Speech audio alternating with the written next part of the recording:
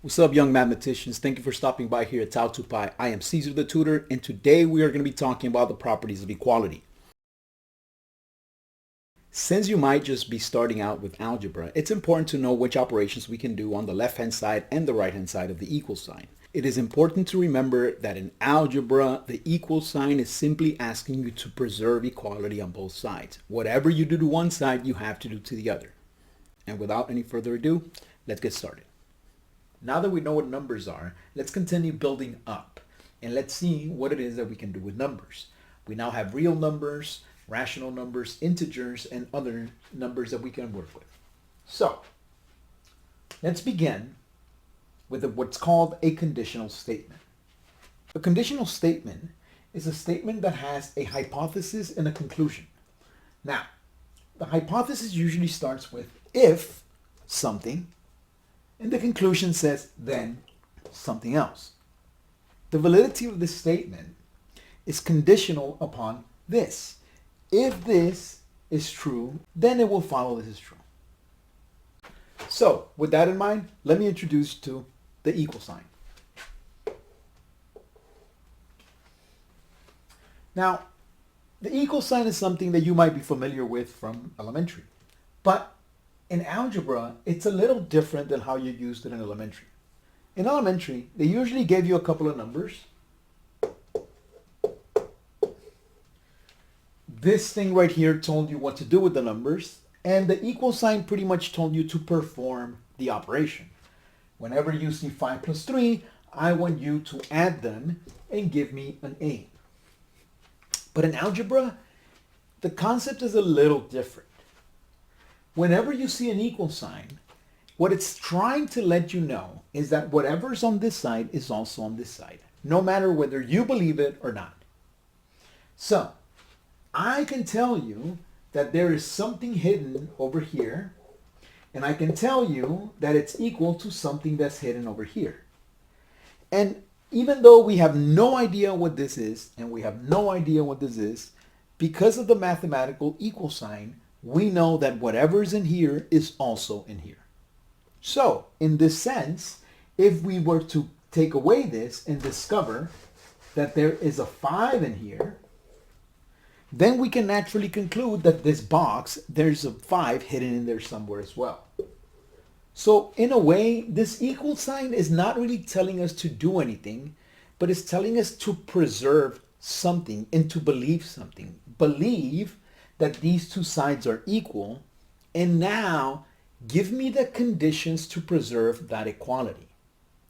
And you may have seen some basic equations already. You may have seen something that says x plus 1 equals 5. And what they're really asking you is, which value of x preserves the equality of this statement? I am telling you that these two quantities are equal. And the only thing I'm asking you is, which value of x is going to preserve this equality? First up, we have the reflexive property. And the reflexive property is the simplest property. It is the one that says that every number is equal to itself. And we write it like this. A equals A.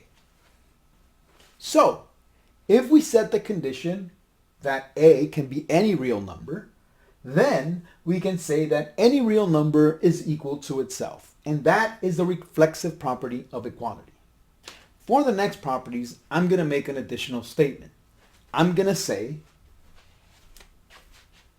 let A, comma, B, comma, C be members of, or be elements of, the real numbers. So all I'm saying is that I have 3 numbers, any numbers, and they're real numbers. And that's what I'm going to use for these examples, but I'm also going to use actual real numbers that you can see. So this one says the symmetric property of equality. And the symmetric property of equality simply states, if A equals B, then B equals A. So you can think of symmetric as symmetry. So these kind of look like the same if you put them in a mirror. So that's how I think about it, symmetry. And so this one just simply says, if this thing equals B, then it is also true that B equals A. Next up is the transitive property of equality. And the transitive property of equality simply translates one equality to the other. So let's see. It simply says that if A equals B. So the first condition is that the first two numbers are equal. And so we have another condition. B equals C. So if this is true and this is true, then we can make the conclusion that A is equal to C. Now for a numerical example, we can do this. We can say that x plus 1 equals y. And then we can also say that y equals 10. So based off the transitive property, if A equals B and B equals C, then A equals C. So if this equals that and that equals that, then we can make this the conclusion that x plus 1 equals 10. So we can say x plus 1 equals 10. And now this allows us to solve for x in this case. The next one is the addition property of equality. And this is the one that allows you to add from both sides to an equation. This one's the one that says that if you have A equals B, and then you have some third number C at some point, not related to anything, then we can safely say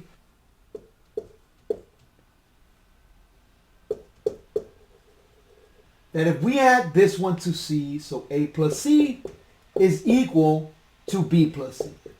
So this one's simply telling you if these two numbers are the same or are equal, if these two numbers are equal and there's some third number and we add that third number to both sides, we preserve equality. So we're good. So this is simply the one that's telling you that you can add to both sides of the equation to solve for a value. Now you might be wondering, why add and not subtract? So remember that subtraction is a special case of addition. Subtraction is just a case where you're adding a negative number. And we're going to see that next when we talk about the properties of the real numbers. The last one will be the multiplication property of equality. And this is the one that lets you know that it's perfectly okay to multiply both sides by a constant. So when we have two numbers, if two numbers A and B equal each other, and then we also have some third number C, then A times C is equal to B times C, and this just simply means that if we multiply C by both sides, we preserve equality. So it is a perfectly fine and acceptable operation under equality. And furthermore, multiplication and division are just special cases of each other. As a matter of fact, division is a special case of multiplication. And so you're going to see in the next properties how this is the exact same thing if we treat it as multiplication or division. That is all for today's lesson. Thank you for stopping by. If you learned something new, please hit the like button. If you want to see more content like this, make sure to hit the subscribe button. And if you have any questions, comments, concerns, or emotional outbursts, make sure to leave them in the comments below. Thank you.